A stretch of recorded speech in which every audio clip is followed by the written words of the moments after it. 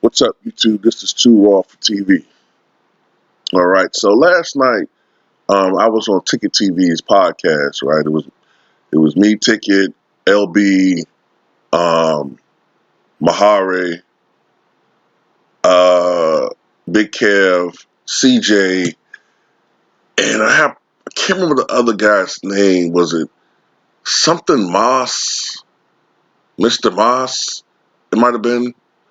I think it might have been his name, Mr. Moss. And we were talking about various basketball subjects.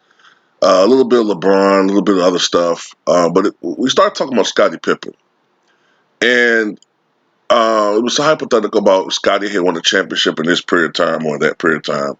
How would he be looked at differently?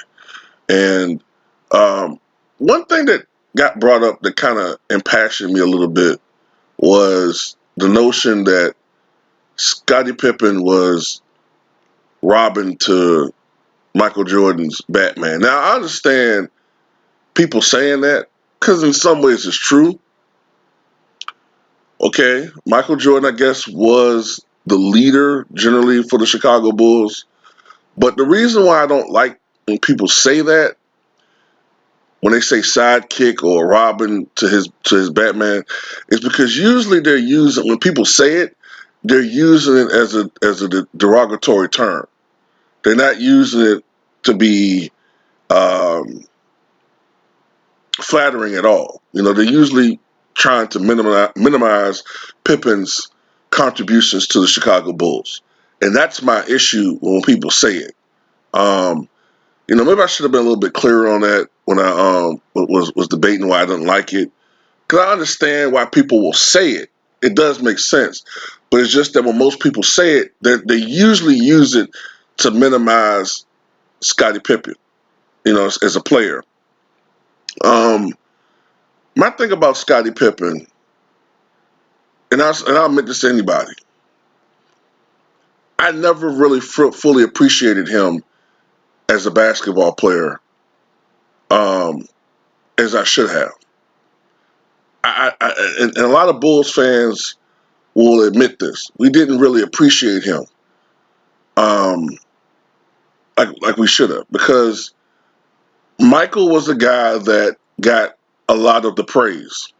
Okay, now this is true. A lot of times when the Bulls won, or Mike had his 40 and 50 plus point plus games, Mike got a lot of the credit. But when the Chicago Bulls would lose, especially if Scottie Pippen didn't perform well, some criticism would come to Mike, but a lot of it came to the supporting cast. And a lot of the criticisms came toward Scottie Pippen, along with Horace Grant.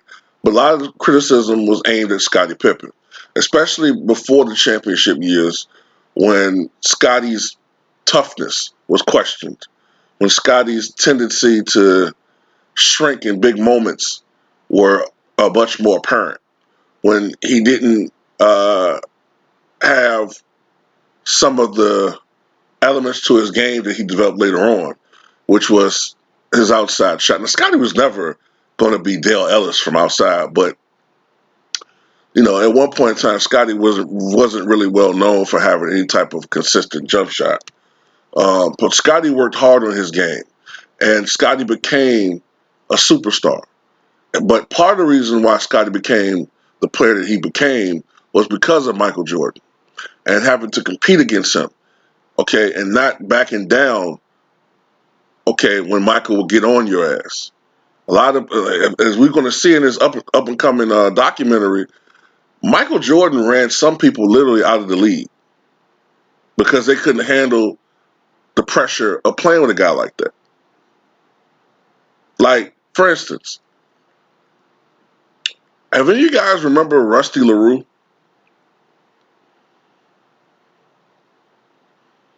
He played on the 98 team. I don't even know if he played on any other team other than that. Now, some of it could have been his lack of ability. I don't know. But I wouldn't be surprised if playing 1 year with Michael Jordan, he was like, fuck this. Uh, because some of these guys just can't handle the pressure of playing with a teammate like Michael Jordan. That's not being a knock on him, but Michael just expected certain shit. you know. And before he failed at baseball, Jordan really didn't have any empathy whatsoever toward people who weren't good at baseball, as good as he was at basketball.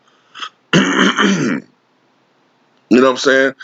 When that little period of time when he went through his trials and tribulations with the gambling and losing his father, and then uh, participating in a sport where he wasn't the best, so he understood what was like to be an average or below average player.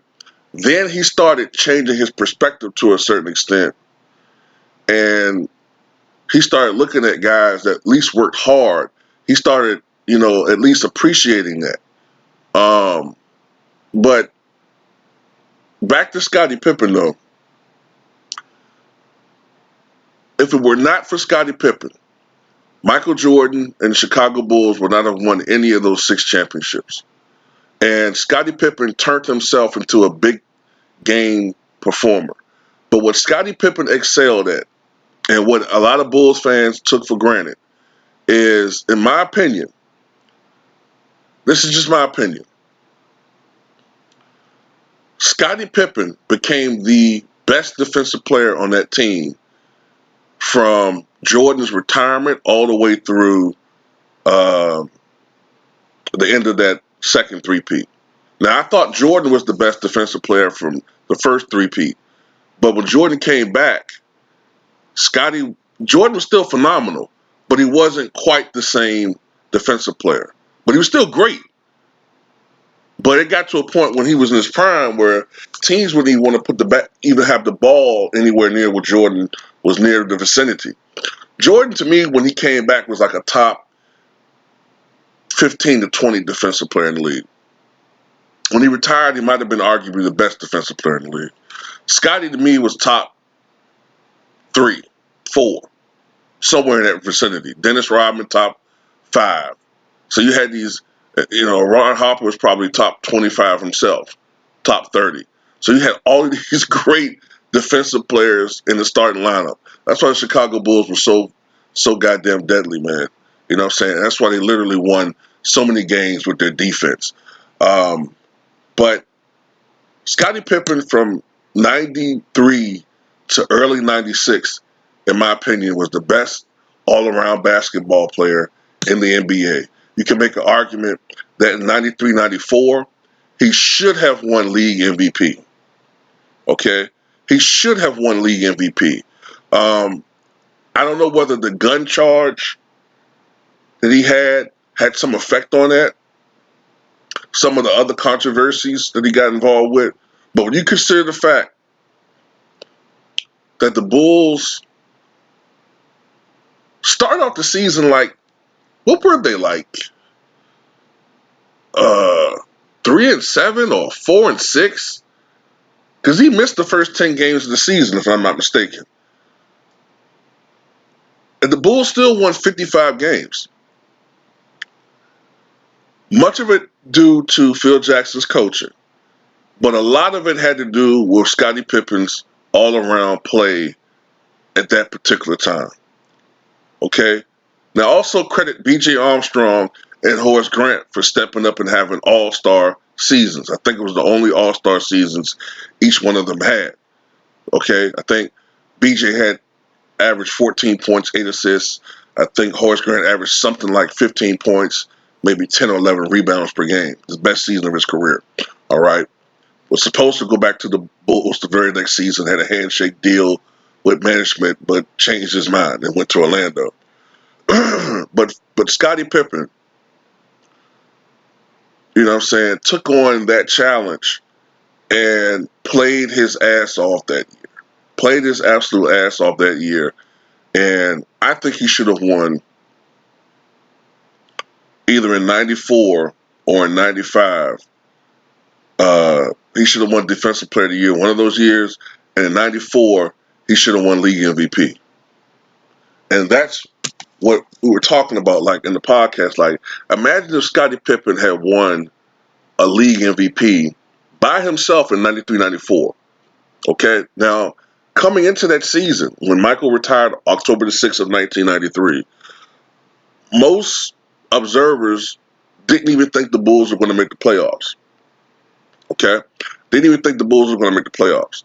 Not only did they not make the playoffs, they only finished 2 wins below what they acquired in '93, and they went 7 games with the eventual Eastern Conference champions, New York Knicks. Now, what if that call wasn't made on Scottie Pippen or Hubert Davis? Or what if they were able to hold on to their lead in Game 7 against the Knicks at New York and win? Even if they were to lose to the Houston Rockets, let's say they lost to the Houston Rockets, let's say they beat the Indiana Pacers and then went on to go to the NBA Finals. Let's say they still lost to Houston. But the fact that he would have taken that team to Houston itself would have changed everybody's perception of Scottie Pippen. Really, honestly, that total season changed everybody's perception of Scottie Pippen. And when Michael did come back, all right, when he did come back, to me, until about January '96 or so, somewhere around that time frame, from the time Michael came back until January '96, I still think Scottie was playing better than Mike. He was playing lights out basketball. Go look at the games. Go look at the numbers. If you just look at from the time Mike came back until early '96, Scottie was playing unbelievable basketball, man. But then Scottie hurt his back. I think he twinged his back or something. And that became the beginnings of a slow decline for Scottie. It wasn't a strong, like a fast thing. It was incremental. He started slowing down a little bit, offensively especially. Um, but he still remained a very good defensive player. Still could get you 16 to 18 points a night, uh, toward the latter part of his Bulls uh, career. And he still remained a very good contributionary player all the way through his Portland years. But Scottie Pippen is very underappreciated. He was very underappreciated by management. That he was constantly underpaid. He was constantly one of, if not the lowest paid All-Star in the NBA. And I do believe that he left a lot of money on the table, and he wasn't paid what he was worth. I mean, I think there was one year. I can't remember what season it was, but one season, Scottie Pippen only made $800,000 a year. Now, even back in the '90s, that was an insult. $800,000 a year, where you had bums like Jim McIlvaine making probably like $7 million a year. If I was Scottie Pippen, I would be infuriated. And yeah, I can understand him requesting a trade. You know what I'm saying? Was Scottie Pippen perfect? No. He wasn't a perfect guy, man. But Scottie Pippen and Michael Jordan in the second three-peat, man, to me, they were pretty much equal partners at that point. They both had been through the wars. They both knew each other's games so well. It was a partnership, in my opinion, the second three-peat. Now, the first three-peat, yeah, it was Michael and then Scottie. Because Michael was so good that his game itself was at his apex. He could beat teams when he got it going by himself. The second three-peat, Michael was still a great player, but he needed help. You know what I'm saying? And without Scottie Pippen's help, he would have won no championships, especially the last 3.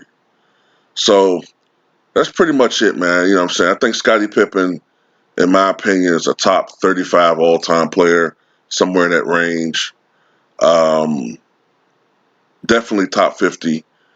And I think, as time goes on, as with some players, their reputations can take hits. You know what I'm saying?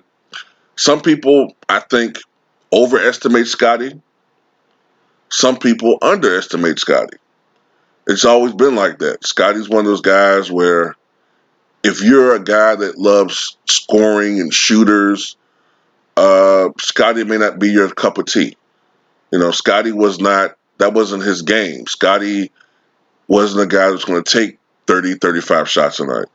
If you're a guy that loves defense, if you're a guy that loves, watching a defensive player neutralize and sometimes even shut down a great player throughout a series, which is not easy to do, Scottie Pippen is somebody you'll love. So maybe I'm a little bit biased because I love defense, but Scottie Pippen was a dog, you know what I'm saying? And to me, he was the defensive anchor of the latter Bulls teams, followed by Mike and then Rodman, then Harper.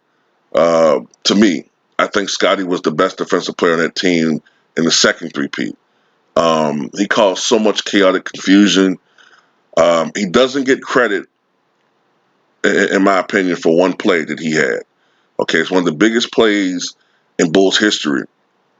I'm in the video on this one, but he doesn't really get a lot of credit for it.